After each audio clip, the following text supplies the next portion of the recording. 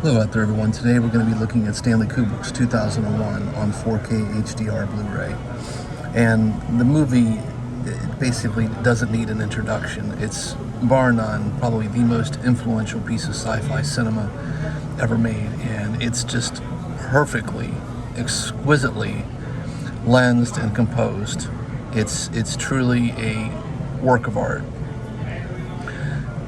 Narratively speaking, it's a little impenetrable, but I think Stanley deliberately took that tact with his adaptation of Arthur C. Clarke's source material.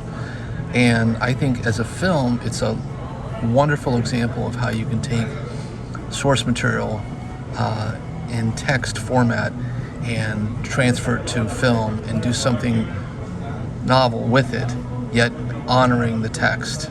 It's truly a seminal film that has, obviously earned all of its kudos and then some. And as far as the picture quality and audio quality of this, it's just fantastic. It looks like it was filmed, 5 years ago. It's truly a stunning picture, and this packaging is absolutely lovely. It has this hard box. It also features, of course, the Blu-ray disc, the Amaray case, which I will just go ahead and take a peek at that right now. There's the 4K, and then there is the special features disc on Blu-ray, and special features are fabulous. This is just a wonderfully constructed release that shows just an amazing amount of reverence for this film. And then of course there are these cool lobby cards, which I'm a big fan of, that I think are very interesting. So it includes a booklet as well, but let me just put that away here. Here are the lobby cards. Very cool.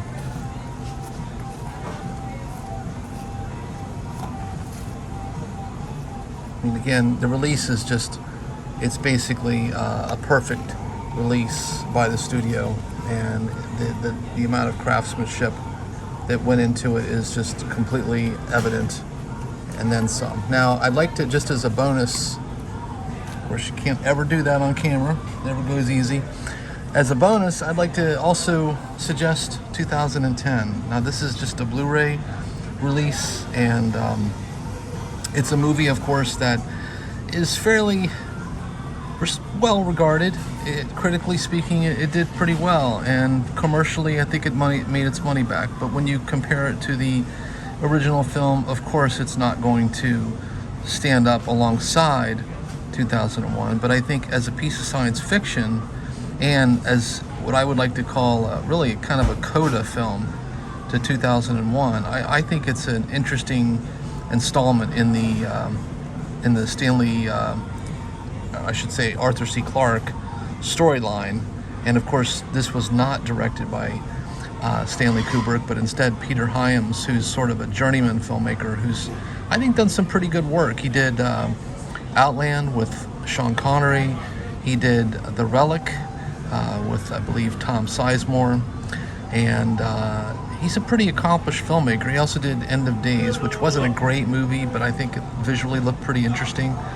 And 2010, I think, is actually a pretty compelling piece of science fiction in its own right. It's just not going to have the same potency as 2001. But if you just look at it as a really interesting sort of coda to the 2001 story, I think it works swimmingly. And the cast is great. It's got Roy Scheider, John Lithgow, Helen Mirren. It's a terrific, it's very stacked cast. And I think the only criticism I might levy against it is I think the voiceover is a little bit obnoxious. It didn't need it, but I think the score is interesting.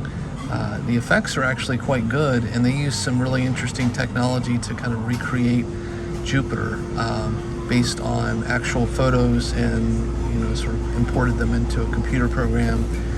And I think the effect work is actually quite solid.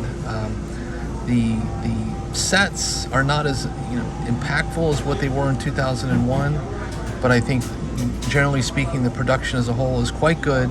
And again, it's a movie that I think is worthy of a viewing and even shelf worthy. I mean, this was a used pickup for like $5, and I've probably seen it, I don't know, 4 or 5 times in my life. And it's a movie that I imagine I'll be visiting or revisiting every few years, just because again, I'm a huge science fiction film buff, and I think that this rightly sits in the realm of really good cinematic sci-fi. So on that note, I just want to just conclude by saying that 2001 4K, it's an absolute must-buy.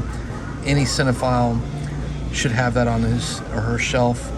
And 2010, while not a 4K release, it looks great on Blu-ray and is absolutely also worth a pickup.